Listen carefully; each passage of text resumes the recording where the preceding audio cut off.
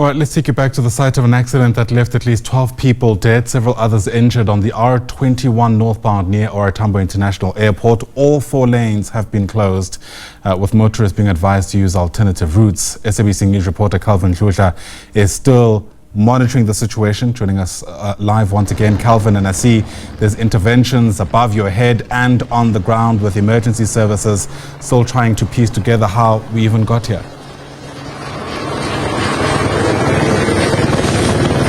Again, good morning, and to our SABC viewers at home. We are still here at the scene. Now I have to introduce William Dludla. William Dludla is from Emergency Services, who will explain more on this tragic accident. Thank you very much for your time. I know I grabbed you whilst you were still busy. And you can tell us, when we spoke, you told me that out of 12 people that died, 2 of them are still trapped in that bus. Yes, definitely. 10 of the deceased are outside, and 2 of the other deceased are still inside the vehicle. And rescue teams are also still waiting up until the forensic investigators are done on scene with their investigations before we start now with basically cutting the wreckage to be able to recover those who are still inside the bus. You'll have to use the jaws of life. Yes, definitely. We will be using hydraulic rescue equipment.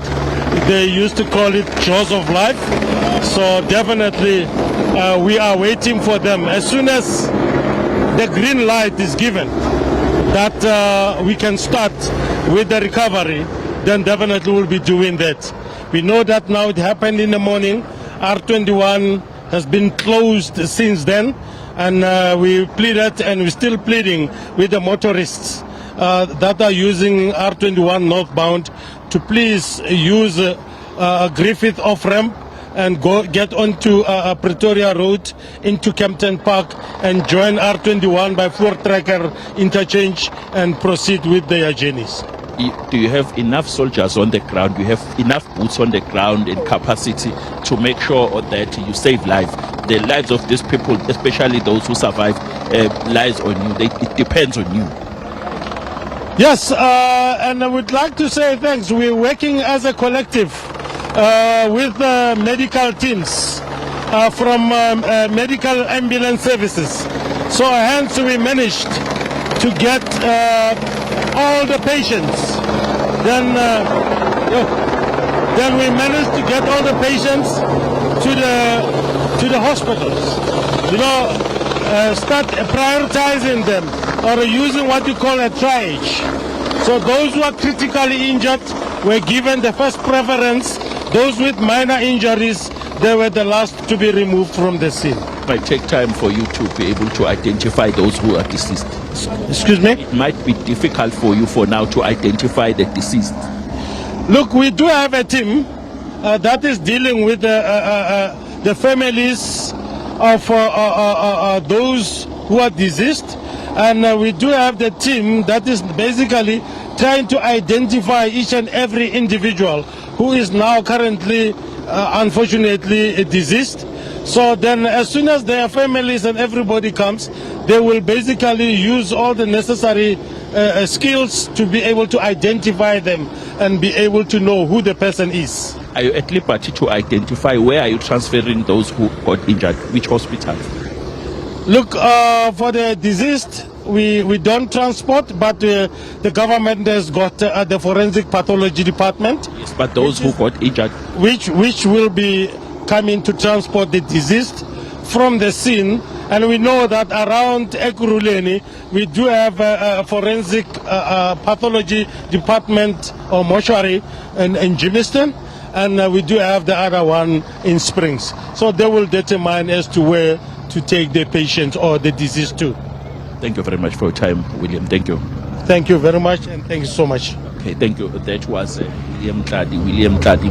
Ayanda is from Emergency Services here in Tshwane. I will have to again step out of short so that Katleho will just show you the EMPD members that are here, Jay, and you can see there are even the members of the South African Police Service there, and I can see EMPD members, accident response vehicle. I can see even you can see Ayanda that there are a lot of officials that are here, ambulances are here, but we have to just wait and just camp here so that we can be able to monitor the situation thoroughly. So we will try to find out if there is no one who comes from the South African Police Service. I will have to ask the communications unit that includes Brigadier Brenda Moridili and Colonel Mavela Masondo just to ask them about this accident and if they can be able to have a comment or the reaction on what has happened. We are here.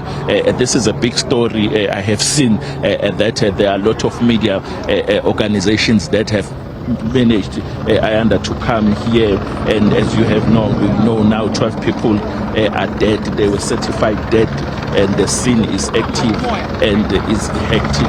Authorities, as I have mentioned earlier, they are urging motorists to use alternative routes as emergency services work to clear this road, and as I mentioned earlier, this road has been closed and there is a huge traffic, and I have told you that I have managed to see that now there is a helicopter that is hovering on top of me, so it is highly impossible now to have a proper conversation because of the loud noise I am getting, and Katleho, our video journalist, is showing you that helicopter is from the Gauteng traffic that we're told.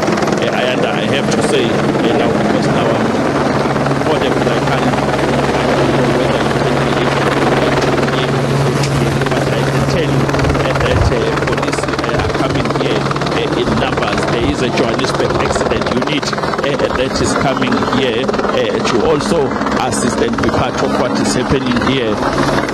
But now I have to wrap because of the sound. I have to play back to you in studio.